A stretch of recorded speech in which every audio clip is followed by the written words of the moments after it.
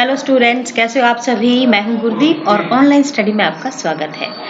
तो बेटा आज मैं आपको करवाऊंगी कबीर की जो पोइट्री है, पद हैं जो कबीर के। और ये बेटा एक ऐसे कवि हुए हैं जो आप शुरू से पढ़ते आ रहे हो। ये 7th में भी है, 9th में भी लगा, 8th में भी है। मतलब कबीर ऐसे हैं जिनके जो दोहे हैं, पद हैं, साखियां हैं, वो सभी क्लासों में तकरीबन पढ़ाई जाती हैं। और इसका रीजन ये है कि ये एक ऐसे कवि हुए हैं जिन्होंने बिना लाग लपेट के समाज की कुरीतियों पर, आडंबरों पर प्रहार किया है। तो देखिए स्टार्टिंग ही कहाँ से क्या लिखा हुआ है। मैं कहता हूँ आँखन की देखी, तू कहता कागज की लेखी। तो ये जो पंडित उस वक्त थे या जो मुल्ला मौलवी थे, वो अपने आप को क्या कहते थे, वो जो उन्होंने पढ़ा वो ग्रंथ उन्होंने रट रखे थे, क्योंकि सुबह शाम शाम यही काम करते थे। चाहे वो पंडित हो, चाहे वो मौलवी साहब हो, तो वो उन्होंने क्या किया, सुबह शाम वो मंदिरों में या मस्जिद में जाके उन ग्रंथों का कंठस्थ वो ग्रंथ हो गए थे। लेकिन बेटा उनको प्रैक्टिकली ज्ञान नहीं था, सिर्फ वो कागज की यानी कि जो ग्रंथों में लिखा हुआ उसकी बात करते थे। तो वो कहते हैं कबीर कि तू कहता कागज की लेखी, जो कागज में लिखा हुआ तुम उसकी बात कर रहे हो, लेकिन मैं कहता हूँ आंखन की देखी, कि मैंने ये सारी चीजें प्रैक्टिकल की हैं, मुझे खुद आभास हुआ है। ठीक है। और हजारी प्रसाद द्विवेदी जी ने कबीर बाणी जो है वो लिखा है बेटा, कबीर पर उन्होंने रिसर्च किया है। तो कबीर जी के बारे में थोड़ा एक बार फिर से आप जान लेते हैं। वैसे आपको काफी कुछ पता होगा, लेकिन फिर भी आप एक बार रिवाइज कर लीजिए बेटा कि इनका जो जन्म है वो 1398 ईस्वी में वाराणसी के पास लहरतारा उत्तर प्रदेश में हुआ।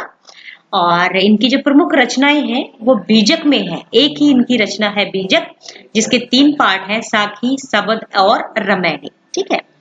और इनकी मृत्यु की अगर बात करें तो 1518 में बस्ती के निकट मगहर में इनका जो है मृत्यु हुई है। कबीर भक्ति काल की निर्गुण धारा के ज्ञान मार्गी शाखा के प्रतिनिधि कवि हैं। ये लाइन आपको थोड़ी सी अटपटी या टेढ़ी सी लगी होगी, मैं इसको थोड़ा सा विस्तार से बता देती हूँ। भक्ति काल जैसे हिंदी साहित्य के जो काल हैं बेटा, अभी वो आप ग्रेजुएशन में जाके पढ़ोगे तो, लेकिन थोड़ा सा आपको थोड़ा पता होना चाहिए कि एक भक्ति काल आया था, वो था 1375 से लेके 1700 ईस्वी तक भक्ति काल रहा। तो इस समय में बहुत सारे भक्त कवि हुए जिन्होंने बहुत सारा भक्ति काव्य लिखा, इसलिए हम भक्ति काल कहते हैं, जिसमें मीराबाई, दादू दयाल, गुरु नानक देव, कबीर, रविदास जी हैं, सैन भक्त कवि, दादू दयाल, पीपा, तो बहुत सारे हैं। मीराबाई भी इसमें है, रसखान हुए हैं, तो नंददास हुए हैं। तो इसमें इतने सारे कवि हुए हैं बेटा एक साथ। सॉरी, नंददास थी, रीतिकाल में आ जाएंगे। तो ये ऐसे कवि हुए हैं जिन्होंने बहुत ज्यादा ईश्वर की भक्ति की, और इन्होंने किसी के अंडर यानी कि किसी को खुश करने के लिए, जैसे कि आदिकाल में चलता आ रहा था कि किसी को खुश करने के लिए जो है कविता की जाती थी, राजाओं को खुश करने के लिए, लेकिन भक्तों ने अपने अनुभव किए ईश्वर के साथ और उन्हें अपनी वाणियों में रच डाला। तो उस भक्ति काल में 2 किस्म की जो धाराएं थी वो चल रही थी मुख्य रूप से, एक निर्गुण धारा और दूसरी सगुण धारा।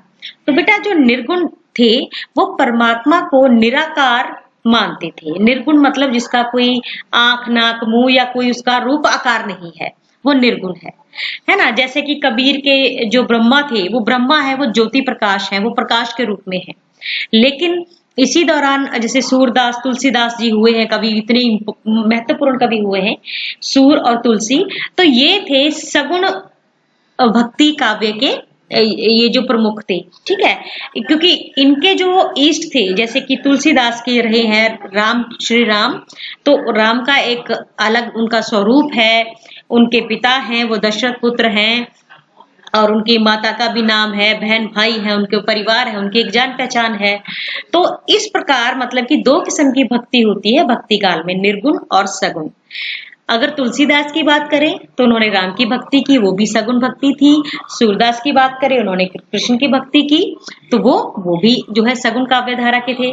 लेकिन जो निर्गुण धारा थी, इन्हें ज्ञान मार्गी कहा जाता था। ठीक है। ज्ञान मार्गी मतलब जो एक इसी में निर्गुण धारा में एक प्रेम मार्गी हुए हैं। तो ये थोड़ा ज्यादा हो जाएगा आपके लिए, आपको सिर्फ इतना याद रखना है बेटा कि भक्ति काल में दो किस्म की भक्ति हुई, निर्गुण और सगुण। एक में परमात्मा का रूप जो है वो बनाया जाता था कि भाई इसके बेटे हैं, इसके पुत्र हैं, ऐसे हैं वो। तो दूसरे में क्या था, ब्रह्मा वो ज्योतिष रूप था। ठीक है, तो कबीर उनमें से हैं जिन्होंने ब्रह्मा को एक ज्योति स्वरूप माना, एक प्रकाश के रूप में माना है। तो ठीक है, और वो अपनी बात जैसे कि मैंने आपको पहले बता चुकी हूँ कि बहुत ही साफ और दो टूक शब्दों में प्रभावशाली ढंग से कह देने के हिमायती थे। बन पड़े तो सीधे सीधे, नहीं तो दरेरा देकर। अब ये वर्डिंग किसकी है बेटा, ये कबीर को हजारी प्रसाद द्विवेदी जी ने लिखा है इनके बारे में, और इन्हें वाणी का डिक्टेटर कहा है। डिक्टेटर क्या होता है बेटा, जो अपनी धौंक जमाता है, जो अपनी चलाता है, उसे हम कहते हैं ना, बड़ा डिक्टेटर आ गया, ये बहुत ज्यादा मतलब अपनी चलाता है, तो है ना। तो इस प्रकार थे ये जो वर्डिंग है ना बेटा कि बन पड़े तो सीधे सीधे, नहीं तो दरेरा देकर। तो ये वर्डिंग है हजारी प्रसाद द्विवेदी की, जो कि इन्होंने कबीर के लिए कहा था। आगे है बेटा, कबीर के जीवन के बारे में अनेक किंवदंतियां प्रचलित हैं। किंवदंतियां होता है बेटा ऐसी कथाएं जो बहुत समय से चली आ रही हैं, लेकिन वो कथाएं सच हैं नहीं है ये नहीं पता, लेकिन बस लोगों में विश्वास होता है। किंवदंती चलिए मतलब जो गाथाएं जो आगे के आगे चली जाती हैं, कुछ बातें प्रचलित होती हैं कि इन्होंने अपनी विभिन्न कविताओं में खुद को काशी का जुलाहा कहा है। कबीर के विधिवत साक्षर होने का कोई प्रमाण नहीं है कि वो भी पढ़े लिखे थे, बल्कि वो ये कहते हैं, मसी कागज छुओ नहीं, कलम गही नहीं हाथ। ठीक है, वो क्या कहते हैं कि कागज जो है कभी हमने ना तो कलम को कभी हाथ लगाया, ना कभी जो है कागज को छुआ, यानी कि कागज कलम से उनका दूर दूर तक कोई वास्ता नहीं था, मतलब वो अनपढ़ थे। इस प्रकार की कबीर की पंक्तियां इसका प्रमाण देती हैं। उन्होंने देशाटन और सत्संग से ज्ञान प्राप्त किया, मतलब वो घूमते फिरते थे। किताबी ज्ञान के स्थान पर आंखों देखे सत्य और अनुभव को प्रमुखता उन्होंने दी है। उनकी रचनाओं में नाथों, सिद्धों और सूफी संतों की बातों का प्रभाव मिलता है। वे कर्मकांड और वेद विचार के विरोधी थे तथा जाति भेद, वर्ण भेद और संप्रदाय भेद के स्थान पर प्रेम, सद्भाव और समानता का समर्थन करते थे। ठीक है बेटा, तो ये थे हमारे कबीर। और यहाँ पर अब हम आगे इनके जो है पद हैं वो पढ़ेंगे। तो पहला पद बेटा है इनका, हम तो एक कर करे जाना, दोई कहें तिन्हीं को, दोजक जिन नाहिन पहचाना। दोजक ये जो शब्द है दोजक, इसका मतलब होता है नरक। कबीर कहते हैं कि हमने तो परमात्मा को एक करके जाना है, मतलब हमारी नजर में परमात्मा एक है, हमारे अनुभव में परमात्मा एक है। जिन्होंने परमात्मा को दो करके जाना है, जैसे हम कहते हैं ना राम, और कोई कहता रहीम, कोई कहता है कृष्ण जी, कोई कहता अल्लाह मौला। तो जो इस प्रकार दो कहकर मानते हैं कि भाई परमात्मा तो हमारा अलग है, किसी और का अलग है, हिंदुओं का अलग और मुसलमानों का अलग, तो जिन्होंने दो करके दुई करके परमात्मा को जाना है, और जिन्होंने परमात्मा को दो करके पहचाना है कि भाई परमात्मा तो दो होते हैं, या परमात्मा तो कई होते हैं और हमारा परमात्मा ये है, तो ऐसे लोग क्या है, दो जग की आग में जलेंगे, मतलब नरक में जाएंगे ऐसे लोग जो परमात्मा को एक ना मानकर कई मानते हैं या दो मानते हैं। एक है पवन, एक ही पानी, एक है ज्योत समाना। कहते सब में जैसे पवन एक है, हवा एक है, पानी एक है, और अंत में सब एक ही ज्योति में समा जाएंगे। यानी कि आप सबके अंदर क्या है, आत्मा है, हवा है, एक जैसा पानी है, और जब हम मर जाएंगे तो क्या होगा, एक ही ज्योति में समा जाएंगे, मतलब हमारी जो आत्मा है वो परमात्मा में विलीन हो जाएगी। एक ही घाक गड़े सब भांडे, एक कोहरा साना। खाक होता है मिट्टी और कोहरा होता है बेटा कोहरा मतलब कुम्हार। कहते हैं एक ही मिट्टी से सब बने हुए हैं, यानी कि कोई ऊंचा या फिर कोई नीचा नहीं है, सब एक ही मिट्टी के बने हैं। जितने भी हम बर्तन हैं, जो हमारी शरीर है, ये एक ही मिट्टी के बने हैं। एक ही कोहरा साना, और जो कुम्हार है वो वो भी एक ही है। यानी कि जैसे कुम्हार एक होता है और वो मिट्टी सानता है और उसी में अलग अलग किस्म के बर्तन बना देता है। किसी का मटका बना दिया तो किसी की सुराही बना दी, किसी के कौली गिलास जो है वो बना दिए, कटोरी चम्मच बना दिया। तो ये अलग अलग जो बर्तन हैं, किसी का दीपक बना दिया। तो ये जो अलग अलग बर्तन है बने वो एक ही मिट्टी से है और उनको बनाने वाला कौन है? कुम्हार भी एक है। तो वैसे ही हमें पैदा करने वाला परमात्मा भी एक ही है। ठीक है। जैसे बाढ़ी काष्ठ की काट है, अग्नि ना काटे कोई। बाड़ी होता है बेटा बढ़ई, जो लकड़ी का काम करती है। काष्ठ, काष्ठ होता है लकड़ी। कहते हैं जैसे जो बढ़ई है, जो लकड़ी का काम करने वाले हैं, वो लकड़ी को काट देते हैं। ठीक है, आरी से लकड़ी को काट देते हैं, ठीक है, काटते हैं। अग्नि ना काटे कोई, लेकिन उस लकड़ी में जो अग्नि है ना, वो समाई हुई है, उसको कोई काट नहीं सकता। आप लकड़ी को काट सकते हो लेकिन लकड़ी में बसी हुई आग को नहीं काट सकते। सब घट अंतर तू ही व्यापक, धरे स्वरूप सोई। कहता है कि सब घट अंदर तू ही व्यापक, कि हे परमात्मा इस पूरे घट में, इस पूरी दुनिया में, सारे शरीर में तू ही व्याप्त है, तू ही समाया हुआ है और तू ही अलग अलग रूप धारण करके लोगों में जो है रह रहा है। माया देख के जग लुभाना, काहे रे नर गर्बाना। गर्बाना होता है गर्व करना, प्राउड करना, अहंकार करना। कि हे इंसान, हे नर, नर मतलब इंसान, मनुष्य, कि हे नर, हे मनुष्य, तू माया देख देख के इस जगत में अपना असली मर्म मकसद भूल गया है और यहीं पे रह के बड़ा गर्व करने लग गया है कि मेरे जैसा तो कोई भी नहीं है। तो माया में फंस गया है, इस जगत में फंस गया है और असली मकाम अपना भूल गया है कि तू यहां करने क्या आया था, और फालतू में अहंकार में फंस गया। निर्भय भया कछु नाही व्यापै, कहे कबीर दीवाना। कबीर जी ये कहते हैं कि हे मनुष्य, तू निर्भय होकर प्रभु की भक्ति कर, प्रभु को चीन मतलब पहचान, प्रभु को पहचान। निर्भय भया कछु नहीं व्यापै, ठीक है, कि तू निर्भय होकर क्या कर? परमात्मा की पहचान कर और परमात्मा के लिए तू दीवाना बन जा। ठीक है, आगे है बेटा, संतो देखत जग बोराना, साच कहो तो मारन धावे, झूठे जग पतियाना। संत कहते हैं कि भाई मैं तो इस दुनिया के को देख देख कर पागल हो गया हूं। क्यों? कहता साच कहूं तो मारना आवे, कि अगर मैं सच्ची बात करता हूं तो ये दुनिया मुझे मारने आती है, और अगर मैं लोगों से झूठ बोल दूं तो लोग जो है पतियाना मतलब विश्वास कर लेते हैं कि कमाल की दुनिया है, ये लोग जो है पागल हो चुके हैं, ये संसार पागल हो चुका है। नेमी देखा धर्मी देखा, प्रातः करे स्नाना, कि मैंने इस दुनिया में बड़े बड़े धर्मी देखे हैं। धर्मी मतलब धर्म को मानने वाले, सुबह उठते हैं, स्नान करते हैं।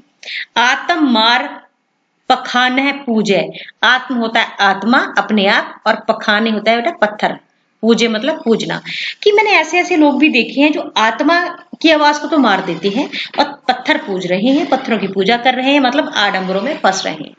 उनमें कछु नहीं ज्ञाना, उनमें किसी बात का ज्ञान है ही नहीं, वो मूर्ख लोग हैं। बहुतक देखा पीर औलिया, पढ़े किताब कुराना, कि मैंने बहुत जो पीर औलिया बड़े बड़े हैं वो मैंने देखे हैं। पीर औलिया मतलब जो अपने आप को बड़े ऊंचे संत कहते हैं, वो भी देखे हैं कि वो बड़े बड़े किताब कुरान की, बड़े बड़े जो ग्रंथ हैं उनका वो ज्ञान लिए फिरते हैं, वो उनकी पढ़ाई कर रहे हैं। कै मुरीद तदबीर बतावे, उनमें उहे जो ज्ञाना। ठीक है, कहते कई जो अपने मुरीद, मुरीद क्या होता है बेटा? शिष्य है। और तदबीर क्या होता है? तकदीर या फ्यूचर जिसको कह लेते हैं। कि कई तो अपने शिष्यों को अपने साथ लेकर चल रहे हैं और जा जाके लोगों को क्या है, उनका भविष्य बता रहे हैं। ठीक है, उनमें उहे जो ज्ञाना, जो उनमें जो ज्ञान है वो लोगों को बता रहे हैं। यानी कि उन्हें उनमें खुद तो कुछ ज्ञान नहीं है, वो दूसरे लोगों को भी भरमा रहे हैं। आसन मार डिम्ब धर बैठे, कि ऐसे होता है ना चौकड़ी मार के बैठ जाना, कि आसन मार के पूरे वो बैठ गए हैं, पूरा मतलब अपनी चौकटी जमाई, पूरा जो है चौकड़ी मार के पूरे आडंबर करके वो बैठ गए हैं। मन में बहुत गुमाना और मन में उनके इतना अहंकार छाया हुआ है कि उनके जैसा तो कोई पीर फकीर ही नहीं है। पीपर पाथर पूजन लागे तीरथ गर्भ भुलाना। और कहते हैं लोग क्या कर रहे हैं, पीपल की पत्थरों की पूजा कर रहे हैं और तीरथ कर रहे हैं।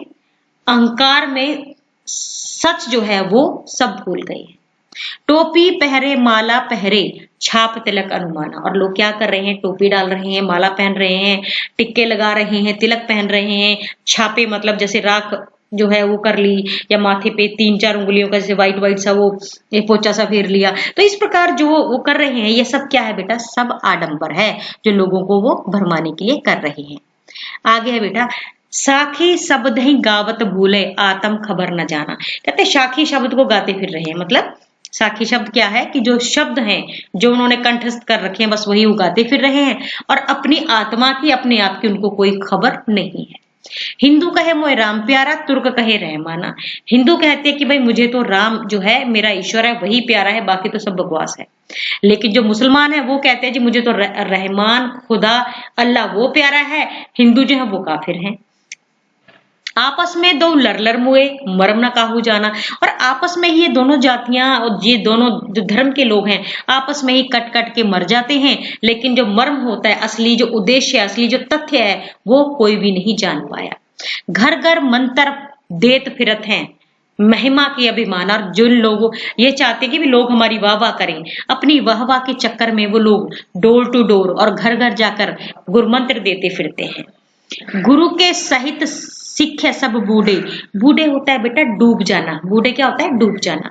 कि गुरु के साथ, गुरु तो डूबा है ही है क्योंकि उसको ज्ञान नहीं है। जो उन्होंने शिष्य पीछे लगाए हैं, जो चेले चमटारे पीछे लगाए हैं, वो भी डूब जाते हैं। मतलब अंत काल पछताना। और अंत में उनके हाथ कुछ भी नहीं लगता। जब हिसाब लेता है सच्चा परमात्मा तो उनके हाथ में कुछ भी नहीं आता। क्यों? क्योंकि सारी उम्र उन्होंने आडंबरों में ही व्यतीत कर दी। कहे कबीर सुनो हो संतो ई सब भरम भुलाना। कि हे कबीर जी कहते कि हे संतो, हे मनुष्यों, ये सब भरम भुलेखा खत्म कर दो। कैतिक कहो कहा नहीं माने सहजे सहज समाना। अरे भाई मैंने कैतिक कहो मतलब कितनी बार तुम्हें कहा है और तुम मान नहीं रहे हो। और मैंने क्या कहा है कि परमात्मा कैसे मिलता है, सहजे सहज समाना। कि अगर दिल से परमात्मा की भक्ति करोगे तो जो परमात्मा है वो सहज ही आपको मिल जाएगा। उसके लिए आडंबर करने की, परिवार छोड़कर जाने की, इस प्रकार कोई भी आडंबर में फंसने की आपको जरूरत नहीं है। तो बेटा बहुत ही इनके आसान से पद हैं, बहुत ही इंटरेस्टिंग पद हैं। उम्मीद करती हूँ आपको अच्छे लगे होंगे। तो आपने बेटा ऐसे ही इनका आज के लिए जो काम है, आपने इन दोहों को बस सुनना है। इन पदों को ध्यान से, जो मैंने इनके अर्थ करके आपको बताए हैं ना, वो आपने इनको अच्छे से याद कर लेना है। तो आज के लिए बस इतना ही। बहुत बहुत धन्यवाद।